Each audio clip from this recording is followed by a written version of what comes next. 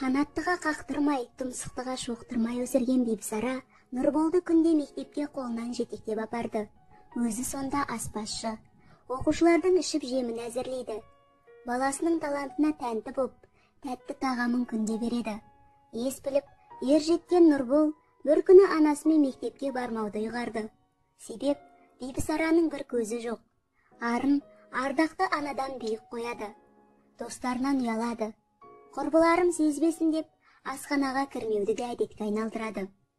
Жаратушыдан жалбарынып сұраған жалғыз баласы ойлаған ісіне бойламайды, байыбына бармайды. Бәрібір тентектігін тастамайды. Бойын соқыр намыс кернеген бала анасын осылайша әбден әбігерге салады. Көшеде де бірге жүрмейді. Ақша тауып, баласының асты-үстіне түскен ана байғұстың бұған жүрегі езіле түсті. Ұлының қашқалақтап жүргенін көрген сайын, жалғыз жанардан жас парлайды. Амал не? Айтса зекіп тастайды. Кемшілігін бетіне басады. Себебін білмей, ауыр сөз айтады. Осылайша, әрбір тәулік жаңа парағын ашып, өмір өте береді. Асханаға алған балалардың ішінен, ұлымды көріп қалар мекенмін деген үмітпен, жалғыз өзімен есікке телміре қарайды. Үміті күтті, тағы жоқ. Бір күні баласының талабын білмек ниетпен сабағына қатысты. Рұқсат па қарағым? Кіруге бола ма? Әрине болады, кіріңіз. Баламның сабағын білейін деп келіп едім. Мына отырған баланың анасымын. Отырыңыз.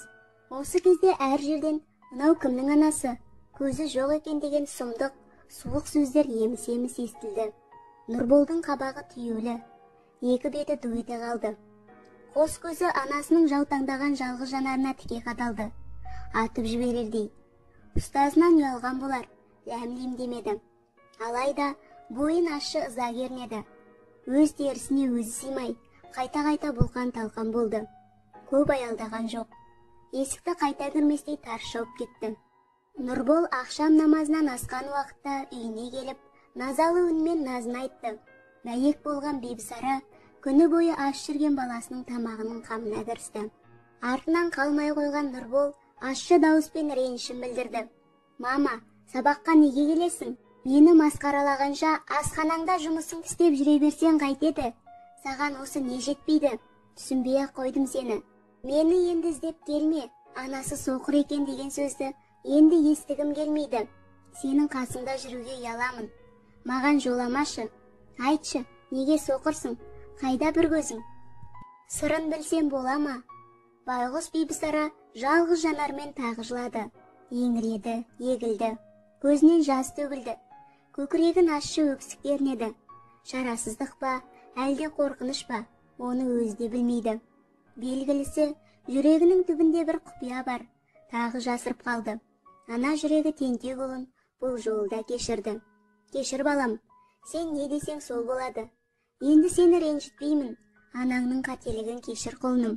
Қоңыр қозым, сен ренжімеші. Сені жақсы көрем ғой. Кел тамағыңды ше ғой айналайын. Ана осылайша уәде берді. Сөзін амалға асырды. Баласына артық уайым қайғы туғызбауды көздеген еді. Ұлын енді қайта іздеп бармауға ұйғарды.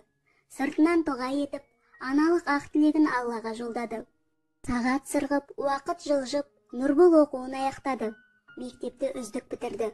Ендігі асыл арманы шетелде оқу. Сөйтіп, бір көзі жоқ анасынан бір жола құтылуды көздеді. Алла пендеге мейірімді ғой, тілегін қабыл алыпты. Оқуға түсті. Мұхит асып кетті. Ауылда қалған жалғыз анасына бұрынғыдан да бетер суық қарайды. Айтқандай-ақ, ақ сүт беріп асыраған аяулы анасын мүлдем ұмытты. Білікті маман болды. Жұмыс тапты. Үйленді. Бала сүйді. Бірақ шешені есіне де алмады. Немересінің маңдайын әжесіне бір иіскету ойына да келмеді. Тас жүрек одан сайын қатып қалған екен. Анаға деген мейірім жоқ, жылу жоқ. Күңіренген көк аспан. Англия, күз. Жаңбыр сіркіреп тұр. Жігіт үйі мәз-мейрам. Бүгін оның туған күні. Отбасымен тойлап жатыр. Бір кезде есікті біреу қаққандай болды. Туған күнді тойлаған топ аңтарылып қалды. Бұрын соңды бұл үйге ешкім келмеген. Түн ішінде беймаза уақытта келген кім болды екен? Бәрінің көкейінде осы сауал. Жұбайы есікті ашып қараса, егде жастағы әйел тұр. Бір көзі жоқ, Шошып кетті. Ойбай, Нұрбол, келші. Бір қаңғыбас адасқан әйел келіп тұр. Нан сұрап келгенге ұқсайды. Сұрағанын беріп жіберші, қайтып бұл үйге келмесін. Жігіт бала шағасымен есікке қарай аяңдады. Балалары да соқыр әйелді көріп, жылап жіберді. Шошып кеткен екен, бала шаға безек қақты. Сол баяғы байғұс соқыр ана Англияға баласын іздеп келіпті. Нұрбол оған тағы да қабағын тиді, жақтырмады. Жалғыз көзді анаға жақындап, сыртқа алып кетті, жеке сөйлесті.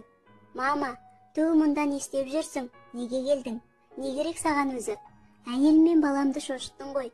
Артымнан іздеп келме деп едім ғой. Сен маған енді іздеп келмеймін деп уәде бергенсің.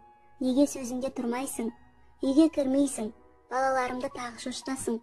Қазір-ақ кет, қайда қонатыныңды өзің шеш. Құлыным, балапаным, сонау жерден өзің деп келдім. Мен бұған өкінбеймін. Хабарласпай кеттің ғой. Еш болмаса телефон шалсаң нетті.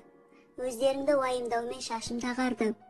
Күндіз күлкімнен, түнде ұйқымнан айырылдым. Сені үйленіпті деп естідім. Балаң да бар екен. Үйге кіргізші. Немеремнің бетінен бір сүйіп кетейінші тым болмаса. Айттым ғой жоқ деп. Кірмейсің. Bir көзің жоқ. Кішкентайларды қорқытасың. Әңгіме осы жерден үзілді. Екеуі де үнсіз. Көк аспан күңіреніп, ақ жауын анамен бірге жылап тұрғандай. Табиғат та тентек балаға кейіс білдіріп, періштелер де қайғы жеп тұрғандай. Күйеу анаға кеудесін керген баладан енді қайыр жоқ. Ана жүрегі мұны әбден сезді. Үсті басы малмандай су, амал жоқ. Келген жолмен кері кетті. Уақыт зымырап өтіп жатты. Нұрболдың мектеп бітіргеніне 20 жыл. Достары оны ауылға шақырды.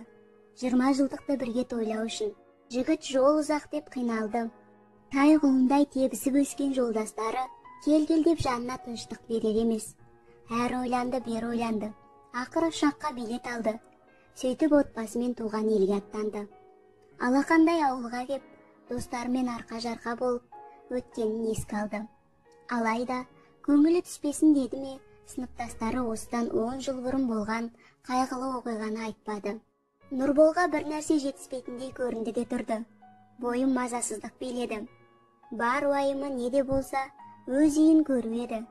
Балалықты еске алсам деген оймен, жалғыз жаяулатып үйіне қарай беттеді. Ақырын аяңдап, өзі тұрған ескі үйге де жетті. Шаңырақта бөтен егде әйел әрі-бері тірлік етіп жүр. Нұрболжан, бұл сен бе айналайын? Үлкен жігіт болыпсың ғой қарағым. Бірден таныдым сені. Кіре ғой. Бұл жерде кім тұрып жатыр өзі? Мына үй тозып кетіпті ғой. Ех, балам деп ұзақ күрсінді әлгі әйел. Сенің хабарың жоқ екен. Анаңның қайтыс болғанына біраз уақыт өтті. Баланың көз алдына анасымен болған соңғы кездесу елестеді. Сол сәт санасына сан ойлар келді. Мұнда біз тұрып жатырмыз. Бибісараның саған бер деп аманат етіп кеткен бір хаты бар еді. Мен ашпадым. Өзің оқырсың жарығым. Қазір күте тұр, алып шығайын. Әлгі әйел 4 бұрыштап бүктелген ақ қағазды Нұрболдың қолына ұстатты. Жігіт ештеңе түсінбеді. Бір белгісі, жүрегі дүрсіл қағып, бойын әлсіздік биледі. Оңаша оқиын деп, өзімен бірге алып кетті. Балам, ботам, айым, күнім, асылым. Қарт кеудемді бір күні ажал аларына көзім жетті. Алланың маған осындай өмір бергеніне шүкір етемін. Ешқашан өміріме өкінген емеспін. Саған айтпай келген кеудемде бір жасырын сыр бар еді. Өзегімді өртеп барады. Ақыры өзіңе айтуға бел будым. Ендеше тыңда жаным балам. Сен ол кезде нәрестедің. Әкең марқұм сені қатты жақсы көрушеді. Екеуміз күн демей, түн демей өзіңе қарайтынбыз. Сені әрқашан еркелетушеді ол. Қайда барса да өзімен бірге алып жүретін.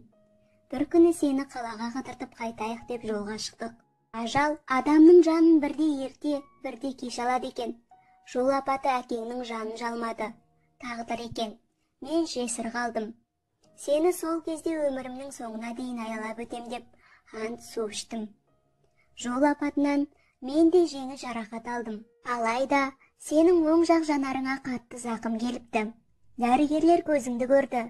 Қандай шешім айтар екен деп қатты үрейлендім. Балаңыз басынан қатты жарақат алыпты. Оң жақ көзі көрмейді.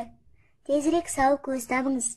орнына соны саламыз деді сол кезде дәрігерлер.